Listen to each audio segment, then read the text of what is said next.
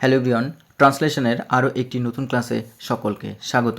তোমরা যারা প্রতিনিয়ত ক্লাস দেখো তারা কোনো রকম স্কিপ না করে ক্লাসটি প্রথম থেকে দেখতে থাকো। আশা করি অনেক ইউজফুল ইনফরমেশন তোমরা জানতে পারবে এবং ইংলিশ ট্রান্সলেশনের যে বিভিন্ন ধরনের ট্রিক্স সেগুলো তোমরা খুব সহজেই শিখতে পারবে এবং ট্রান্সলেশন আরও সহজ সরল হয়ে উঠবে তোমাদের কাছে।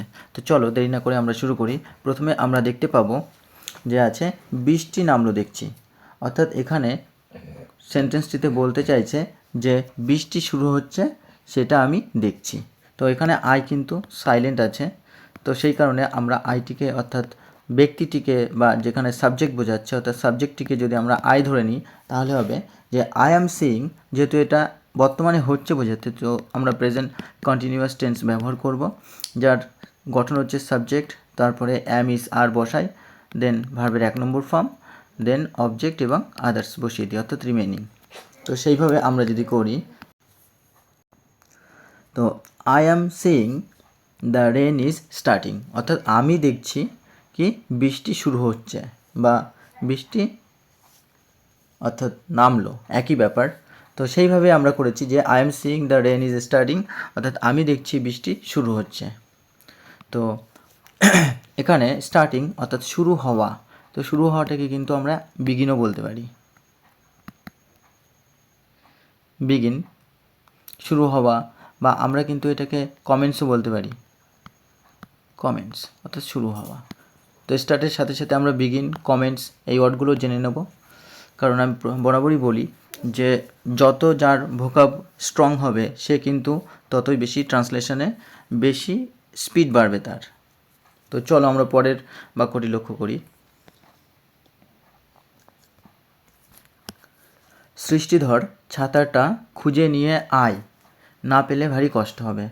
অর্থাৎ সৃষ্টিধর ছাতাটা খুঁজে নিয়ে এসো, এবং যদি না পাওয়া যায় বা সেরমটা না হয় বা তেমনটা না হয় তাহলে সেটা খারাপ পরিস্থিতি হবে বা কঠিন পরিস্থিতি হবে, এমনটাই বলবো।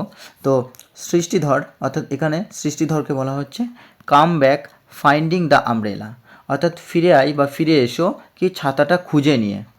ফাইন্ডিং অর্থাৎ খুঁজে নিয়ে, তারপরে কি আছে যে কমা দেওয়া আছে, এখানে কমা দেওয়ার পরে আবার দ্বিতীয় লাইনটি শুরু হচ্ছে। তো এখানেও আমরা ইটকে সাবজেক্ট করেছি। তো আনলেস অর্থাৎ তেমনটা যদি না হয় বা সেরকম না পাই, অর্থাৎ না পেলে, না পেলেটা হচ্ছে তেমনটা যদি না হয় বা সেরকম না হয় তাহলে কি হবে, ইট will be very hard condition for me, অর্থাৎ এটা তাহলে আমার কাছে খুব কষ্টকর পরিস্থিতি হবে বা ভারী কষ্ট হবে একই। তো এখানে আমরা দুটো সেন্টেন্সে করে নিয়েছি, যেহেতু এটা কমপ্লেক্স সেন্টেন্স সেই কারণে আমরা কমা দিয়ে দুটো সেন্টেন্সকে একসাথে করে এবং পুরো বাক্যটিকে ট্রান্সলেশন করলাম। তো এখানে আমরা কয়েকটি ওয়ার্ড দেখে নেব, যেমন ফাইন্ডিং। ফাইন্ডিং মানে কি, খুঁজে পাওয়া বা খুঁজে বার করা। তেমনি আমরা এটাকে সার্চিংও বলতে পারি, সার্চিং, বা আমরা বলতে পারি সিকিং আউট। সিকিং আউট অর্থাৎ খুঁজে বার করা বা খুঁজে আনা। তো ওয়ার্ডগুলো তোমরা লিখে নিও। এবং আমরা এখানে আনলেস, আনলেসের পরিবর্তে যেমন ইফ নটও বলতে পারি, ইফ নট, অর্থাৎ এই সেন্টেন্সটাকে যদি বলি যে unless it will be very hard condition for me, অথবা if not it will be very hard condition for me, অর্থাৎ একই ব্যাপার। তো আমরা আনলেস ও ইফ নট দুটোকে যেটা খুশি ব্যবহার করতে পারি। তো চলো এর পরের বাক্যটি আমরা লক্ষ্য করি। কেষ্ট শিষ্ট শান্ত হয়ে ঘরে বসে থাকো, অর্থাৎ আমরা যদি এই সেন্টেন্সটাকে বলি আমরা এরকম বলবো যে কেষ্ট তুমি শান্ত শিষ্ট হয়ে ঘরে বসে থাকো। তাহলে কেষ্ট অর্থাৎ কেষ্টকে বলা হচ্ছে sit in the room becoming calm and polite, অর্থাৎ কেষ্ট তুমি ঘরে বসে থাকো বা ঘরের মধ্যে বসে থাকো, বিকামিং হয়ে, কেমন হয়ে, সেটা হচ্ছে কাম অ্যান্ড পোলাইট, অর্থাৎ শান্ত কি, শান্ত এবং শিষ্ট, শান্ত শিষ্ট হয়ে বসে থাকো। তো এখানে কাম হচ্ছে শান্ত, তো কামের আমরা কয়েকটা ওয়ার্ড দেখব, যেমন কাম বলতে আমরা বলতে পারি যে কোয়াইটও বলতে পারি, কোয়াইট অর্থাৎ শান্ত থাকা, বা আমরা কুলও বলতে পারি, বা আমরা এটাকে পিসফুলও বলতে পারি, পিসফুল শান্ত থাকা। আর ঠিক একই রকম পোলাইট, পোলাইট কি অর্থাৎ শিষ্ট বা ভদ্র আমরা বলি। তাহলে পোলাইটের পরিবর্তে কিন্তু আমরা মডেস্টও এখানে লিখতে পারবো, অসুবিধা নেই, বা আমরা কিন্তু কার্টিসাসও লিখতে পারবো, কার্টিসাস, বা আমরা কিন্তু এটাকে জেন্টেলও বলতে পারি। তো তোমরা ওয়ার্ডগুলো লিখে নিও। যখনই প্র্যাকটিস করবে তখনই আমি যে সমস্ত ওয়ার্ডগুলি তোমাদের এক্সট্রা লেখাই এগুলো সঙ্গে সঙ্গে লিখে নেবে। এর সাথে কী হবে, তোমাদের যে সিনোনিমস, সেই সিনোনিমস যেমন জানা হয়ে যাবে, ঠিক অ্যান্টোনিমসের কাজও কিন্তু হয়ে যাবে সঙ্গে সঙ্গে তোমাদের, এবং সাথে সাথে তোমাদের যে ভোকাব, সেই ভোকাবটাও তোমাদের ইনক্রিজ হচ্ছে। সুতরাং সমস্ত কিছু জানার সাথে সাথে এখানে কিন্তু আমি সেন্টেন্স স্ট্রাকচার বা কোন টেন্স আছে সেগুলোও লিখে দিচ্ছি, যেই কারণে তোমাদের সমস্ত দিক থেকে হেল্প হবে। তো চলো পরের বাক্যটি আমরা লক্ষ্য করি।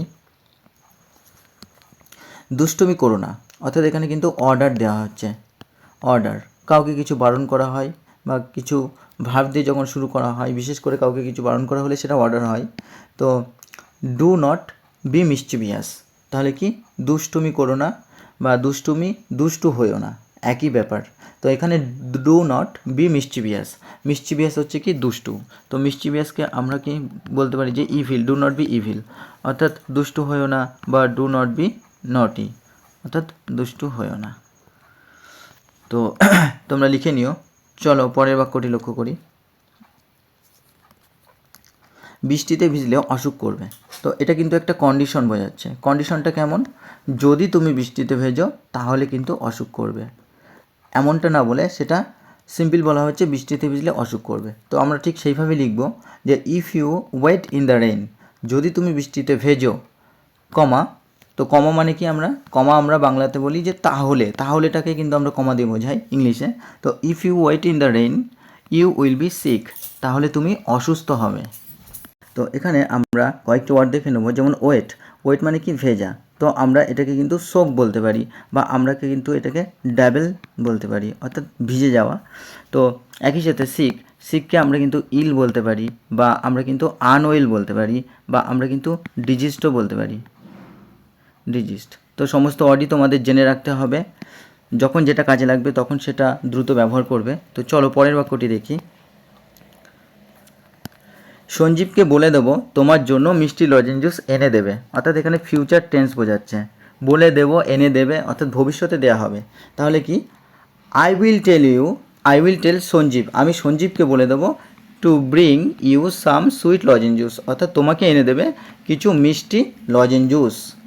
তো এখানে ব্রিং হচ্ছে এনে দেওয়া, তো এখানে কিন্তু আমরা গেট বলতে পারি, বা আমরা কিন্তু ফেচও বলতে পারি, ফেচ মানে এনে দেওয়া। আর এখানে ঠিক একই রকমভাবে প্রথমে সাবজেক্ট, তারপরে ফিউচার টেন্সে যেমন শ্যাল অথবা উইল বসে তেমন বসানো হয়েছে, আর এখানে টু প্লাস ভিওন অর্থাৎ ইনফিনিটিভ ব্যবহার করা হয়েছে, এবং এখানে অবজেক্ট ব্যবহার করে রিমেনিং বসানো হয়েছে। তো চলো আমরা পরের বাক্যটি লক্ষ্য করি। কাল যে তোমাকে খেলার খঞ্জনি দিলাম সেটা হারিয়েছো বুঝি, তো এখানে প্রথমে পাস্ট টেন্সে বলা হচ্ছে, তারপরে আবার প্রেজেন্ট পারফেক্টে জিজ্ঞাসা করা হচ্ছে। তো আই গেস, আমি ভাবছি বা আমি অনুমান করছি, এখানে বুঝি বলা হচ্ছে, তো বুঝি মানে কি অনুমান করা। তো এখানে বুঝি অর্থাৎ এখানে অনুমান করাকে কিন্তু বোঝাচ্ছে। তাহলে আই গেস অর্থাৎ আমি অনুমান করছি, you have lost the tambourine, অর্থাৎ তুমি সেই খঞ্জনিটা হারিয়ে ফেলেছিলে, অর্থাৎ অতীতকালে, that I gave you yesterday, যেটা আমি তোমাকে গতকাল দিয়েছিলাম। তুমি হারিয়ে ফেলেছো খঞ্জনিটি, যেটা আমি তোমাকে গতকাল দিয়েছিলাম। তো এখানে লস্ট, তো এটা কিন্তু আমরা কি প্রেজেন্ট পারফেক্ট টেন্স ব্যবহার করেছি, যেটা আমরা গঠন জানি সাবজেক্ট প্লাস হ্যাজ অথবা হ্যাভ প্লাস V3 অবজেক্ট, তারপরে রিমেনিং। তো তেমনই করা হয়েছে, এবং এখানে দ্যাট বলতে টেম্বোরাইনকে বোঝানো হচ্ছে, that I gave you yesterday, যেটা আমি তোমাকে দিয়েছিলাম গতকাল। তো এখানে লজের আমরা কিন্তু থার্ড ফর্ম বসিয়েছি V3 অর্থাৎ লস্ট। আর লস যেমন হারিয়ে ফেলা, তো হারিয়ে ফেলা আমরা ভ্যানকুইশও বলতে পারি, ভ্যানকুইশ অর্থাৎ হারিয়ে ফেলা, বা আমরা এটাকে মিস আউটও বলতে পারি, মিস আউট অর্থাৎ হারিয়ে ফেলা।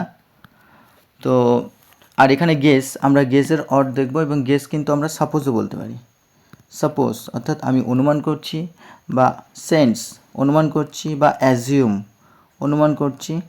তো সমস্ত অর্থ তোমরা লিখে নেবে যারা। তো এই ছিল বন্ধু আজকের একটি গুরুত্বপূর্ণ প্যাসেজ। আশা করি তোমাদের প্যাসেজটি ভালো লেগেছে। যারা চ্যানেলে প্রথম তারা অবশ্যই চ্যানেলে সাবস্ক্রাইব করে পাশে থাকা বেল আইকনটি প্রেস করে রাখো, কারণ যখনই ক্লাস দেবো তখনই সঙ্গে সঙ্গে তোমরা ক্লাস পেয়ে যাবে। এবং যারা প্রতিনিয়ত ক্লাস দেখো তাদের অসংখ্য ধন্যবাদ। তোমরা এইভাবে চ্যানেলটির পাশে থাকো, তোমাদের জন্য আরও বেশি বেশি করে ক্লাস আনতে থাকবো যতদিন না তোমাদের পিএসসি ক্লার্কশিপের ক্লার্কশিপের মেন পরীক্ষা শেষ না হচ্ছে ততদিন পর্যন্ত ক্লাস দিয়ে যাব। এইভাবেই পাশে থেকো। চলো দেখা হচ্ছে পরের ক্লাসে। সকলকে অসংখ্য ধন্যবাদ।